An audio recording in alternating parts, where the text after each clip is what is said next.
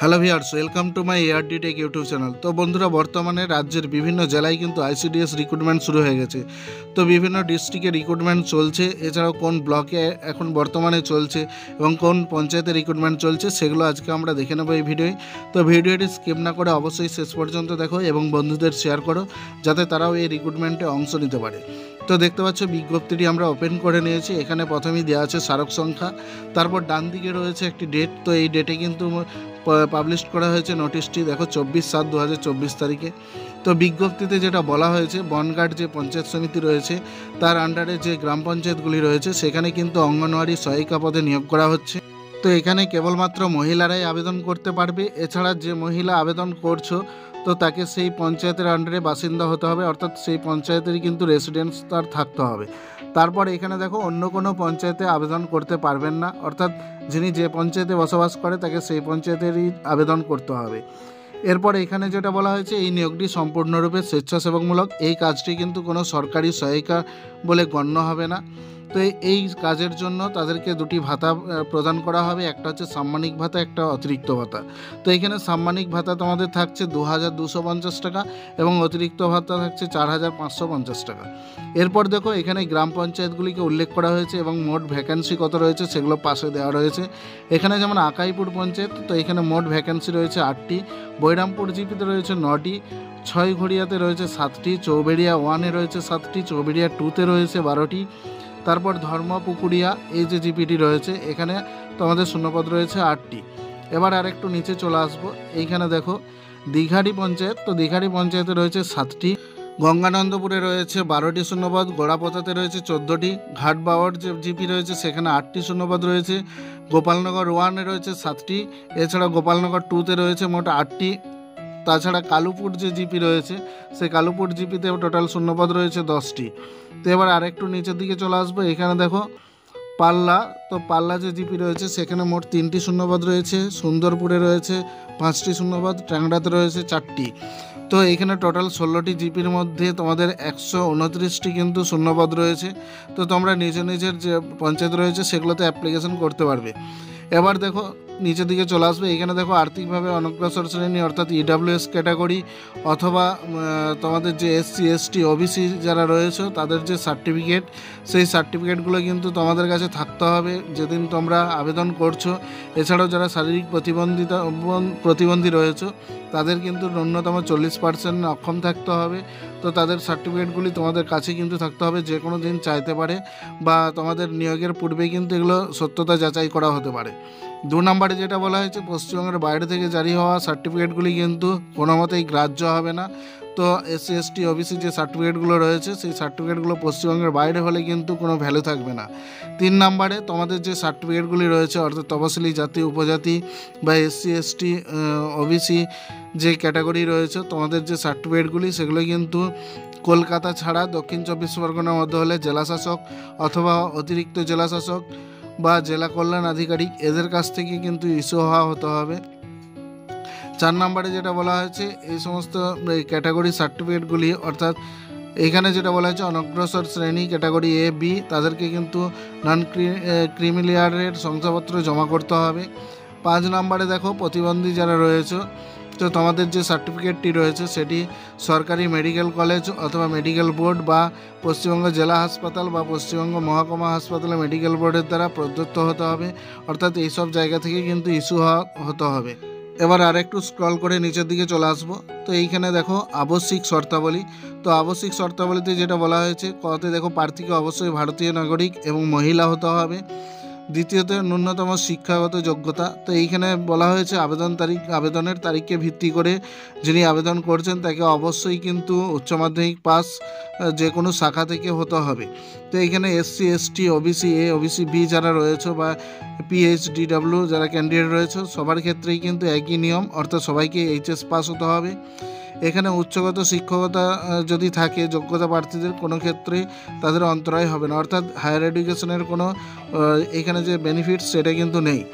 বয়স এখানে যেটা বলা হয়েছে 1/7/2024 তারিখে ভিত্তি করে ন্যূনতম 18 বছর বয়স হতে হবে এবং সর্বোচ্চ 35 বছর, অর্থাৎ 18 থেকে 35 বছরের মধ্যে হতে হবে বয়স।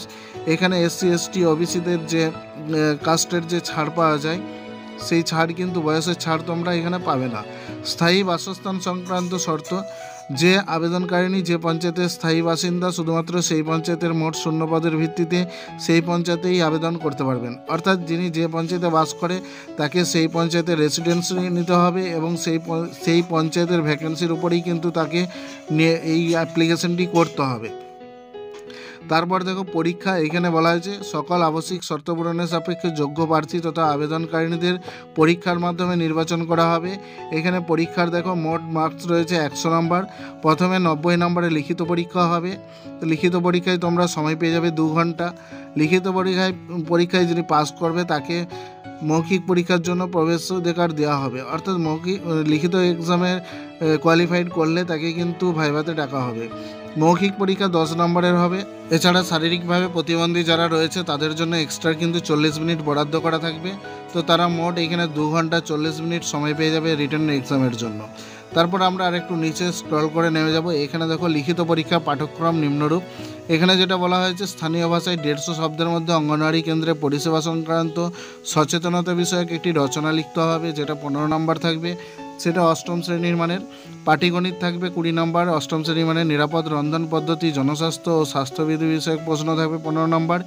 ইংরাজি থাকবে 20 নম্বরের। সাধারণ জ্ঞানের প্রশ্ন থাকবে 20 নম্বর। এখানে ইংরাজি ছাড়া বাকি সমস্ত কিছু কিন্তু বাংলায় লিখতে হবে। তোমাদের যে রচনাটি লিখতে হবে সেটাও কিন্তু স্থানীয় ভাষাতে। রচনা ছাড়া বাকি যে প্রশ্নগুলো হবে সব মাল্টিপল চয়েস হবে। এখানে যেটা বলা হয়েছে দেখো, ন্যূনতম 30 নম্বর না পেলে কোনো প্রার্থীকে এই মৌখিক পরীক্ষার জন্য বিবেচনা করা হবে না। অর্থাৎ মিনিমাম কিন্তু তোমাদেরকে 30 নম্বর পেতে হবে ভাইভাতে বসার জন্য। তারপরে দেখো মৌখিক পরীক্ষা বা লিখিত পরীক্ষার তারিখ প্রবেশপত্রে দেওয়া হবে। প্রবেশপত্রের মাধ্যমে প্রার্থীদের জানানো হবে। প্রবেশপত্র প্রার্থীকে নিজেকেই নির্ধারিত সময়সীমার মধ্যে ডাউনলোড করে রঙিন প্রিন্ট আউট নিতে হবে। এক্ষেত্রে প্রার্থীকে কোনো প্রকার প্রবেশপত্র ইমেল বা ডাকযোগে বা সরাসরি হাতে পাঠানো হবে না। অর্থাৎ পরীক্ষার যে অ্যাডমিট কার্ড সেটা কিন্তু তোমাদেরকে ওয়েবসাইট থেকে ডাউনলোড করে নিতে হবে এবং সেটা রঙিন প্রিন্ট আউট করতে হবে। সেখানেই কিন্তু তোমরা সমস্ত কিছু ডেট পেয়ে যাবে। তারপর দেখো এখানে কিন্তু তোমাদেরকে 1:5 অনুপাতে মৌখিক পরীক্ষার জন্য ডাকা হবে। অর্থাৎ একটি পদের জন্য 5 জনকে ডাকা হবে। তো এইখানে বলা হচ্ছে মৌখিক পরীক্ষা, রিটেন পরীক্ষা, অর্থাৎ সমস্ত কিছু কোয়ালিফিকেশান যদি তোমাদের সমান, দুই ব্যক্তির মধ্যে সমানভাবে হয়ে যায়, অর্থাৎ একই নাম্বার যদি 2 জন পেয়ে থাকে, তো সেই ক্ষেত্রে যার বয়স বেশি থাকবে তাকেই কিন্তু অগ্রাধিকার দেওয়া হবে, অর্থাৎ চাকরি কিন্তু তাকেই দেওয়া হবে। এখানে তারপর যেটা বলেছে চয়াতে সংরক্ষণ সংক্রান্ত শর্তাবলী। তো এখানে সংরক্ষিত পদের প্রার্থীদের ক্ষেত্রে নির্দিষ্ট শংসাপত্র উপযুক্ত কর্তৃপক্ষ দ্বারা প্রদত্ত হতে হবে। অর্থাৎ নির্দিষ্ট যে দপ্তর রয়েছে সেখান থেকে সেই সার্টিফিকেটটা ইস্যু হতে হবে। অবসরকালীন বয়স দেখো এখানে 65 বছর বলা হয়েছে, অর্থাৎ 65 বছর পর্যন্ত কাজ করতে পারবে। কর্মক্ষেত্র কি বলা হয়েছে, আবেদনকারিণীকে এই সুসংহত শিশু বিকাশ সেবা প্রকল্প অধীনস্থ যে কোনো কেন্দ্রে কাজ করতে প্রস্তুত থাকতে হবে। অর্থাৎ যে কোনো পোস্টে কিন্তু তোমাকে দিতে পারে, অর্থাৎ যে কোনো জায়গায় কিন্তু পোস্ট হতে পারে, সেখানে তোমাদেরকে চাকরি করতে হবে। প্রশিক্ষণ যেটা বলা হয়েছে, সমস্ত রকম প্রশিক্ষণগুলো কিন্তু নিতে হবে। যদি কেউ অ্যাবসেন্ট থেকে থাকো তাহলে তার চাকরি কিন্তু বাতিল হতে পারে। তারপর যেখান থেকে আবেদন করবে দেখো ওয়েবসাইট দিয়ে দেওয়া হয়েছে, এই ওয়েবসাইট থেকে কিন্তু তোমরা অ্যাপ্লিকেশন করতে পারবে। এবার দেখো এইখানে আবেদনের শুরু তারিখ, তো 25/7/2024 বেলা 11টা থেকে কিন্তু তোমরা অ্যাপ্লিকেশন করতে পারবে। আবেদনের শেষ তারিখ রয়েছে 25/8/2024 রাত্রি 11:59 পর্যন্ত কিন্তু তোমরা অনলাইনের মাধ্যমে অ্যাপ্লিকেশন করতে পারবে।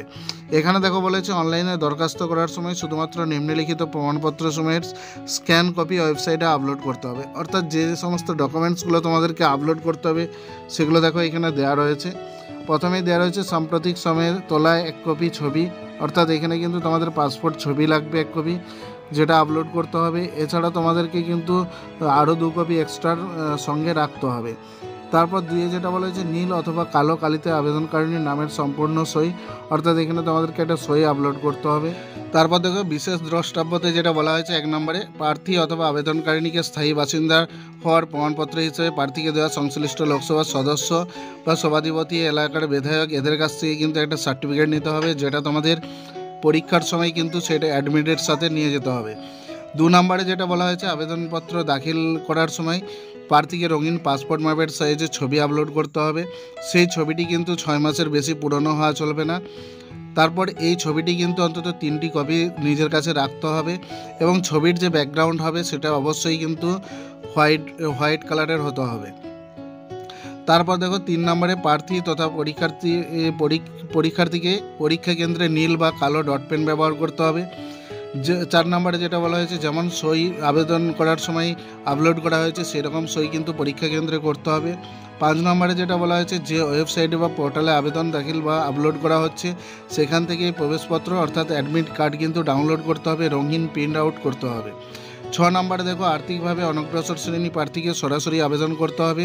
পশ্চিমবঙ্গের কোনো সরকারি কর্মসংস্থান কেন্দ্র অর্থাৎ এমপ্লয়মেন্ট এক্সচেঞ্জ থেকে কোনো প্রকার নাম চাওয়া হবে না। অর্থাৎ এখানে যারা EWS ক্যাটাগরি রয়েছে তাদেরকে কিন্তু ওয়েবসাইটেই সেটা সরাসরি আপলোড করতে হবে। মৌখিক পরীক্ষার পূর্বে নিম্নলিখিত নথি বা প্রমাণপত্রের আসল দাখিল করতে হবে, স্বপ্রত্যয়িত প্রতিলিপি জমা করতে হবে। অর্থাৎ সমস্ত ডকুমেন্টসগুলো কিন্তু সেলফ অ্যাটেস্টেড করে জমা করতে হবে। তো যেগুলো জমা করতে হবে সেগুলো দেখো, প্রথমেই বলা হয়েছে জন্ম তারিখের প্রমাণপত্র অর্থাৎ মাধ্যমিক বা স্বীকৃত বোর্ডের সমতুল্য পরীক্ষার যে অ্যাডমিট কার্ড রয়েছে সেটা। 2 নম্বরে বলা হয়েছে জাতিগত শংসাপত্র অর্থাৎ কাস্ট সার্টিফিকেট। 3 নম্বরে যেটা বলা হয়েছে দেখো, শিক্ষাগত যোগ্যতার প্রমাণপত্র অর্থাৎ তোমাদের যে মার্কস রয়েছে অর্থাৎ কি বলা হয় মার্কশিট রয়েছে সেই মার্কশিট দিতে হবে। স্থায়ী বাসিন্দার সচিত্র শংসাপত্র অর্থাৎ ভোটার কার্ড। প্রতিবন্ধী হলে প্রতিবন্ধী যে কার্ড রয়েছে সেটা দিতে হবে। আর্থিকভাবে অনগ্রসর শ্রেণী অর্থাৎ EWS হলে EWS যে সার্টিফিকেট সেটা দিতে হবে। 7 নম্বরে প্রতিবন্ধী শ্রেণীর প্রার্থীদের ক্ষেত্রে প্রযোজ্য যেটা বলা হয়েছে দেখো, প্রার্থীকে ন্যূনতম 40% অক্ষম হতে হবে অর্থাৎ 40% কিন্তু ডিসেবিলিটি হতে হবে। এখানে প্রার্থীকে অবশ্যই কিন্তু তাদের যে সক্ষমতার অভাব আছে সেটা কিন্তু অনুলেখনের সাহায্যে জানাতে হবে। অর্থাৎ সে যদি অনুলেখনের প্রয়োজন হয় তাহলে কিন্তু সেটা অনলাইনে। তারপর এখানে দেখো বলা হয়েছে, কোনো ভুল বা অসঙ্গত তথ্য দিলে বা উপরোক্ত কোনো আবশ্যিক শর্ত লঙ্ঘন করলে আবেদনপত্র কিন্তু বাতিল হবে। আবেদনপত্রে কোনো ক্ষেত্রে কোনো কলম বাদ থাকলে সেই আবেদন কিন্তু গ্রাহ্য হবে না। পরীক্ষা কেন্দ্রে উপস্থিত হওয়ার জন্য কোনোরূপ গাড়ি ভাড়া কিন্তু প্রদান করা হবে না। তো এই সমস্ত শর্তাবলীগুলো কিন্তু দেওয়া আছে, এগুলো তোমরা পরে দেখে নেবে। তো এই ছিল আজকের ভিডিও। ভালো লাগলে অবশ্যই লাইক করবে, শেয়ার করবে বন্ধুদের, এবং কোনো কিছু জানার থাকলে অবশ্যই কমেন্ট সেকশনে এসে জানাতে পারো। এছাড়া যারা আমার চ্যানেলে নতুন এসছো তাদেরকে বলবো চ্যানেলটি সাবস্ক্রাইব করে পাশে থেকো, তাহলে প্রতিদিন নিত্য নতুন যে চাকরির আপডেট সেগুলো কিন্তু তোমরা পেয়ে যাবে। এছাড়াও বিভিন্ন ফর্ম ফিলাপের ভিডিও পেয়ে যাবে। আর যারা ইতিমধ্যেই সাবস্ক্রাইব করে নিয়েছো তাদেরকে অসংখ্য ধন্যবাদ। তো দেখা হচ্ছে পরের ভিডিও, ততক্ষণের জন্য ভালো থাকবে, সুস্থ থাকবে। জয় হিন্দ।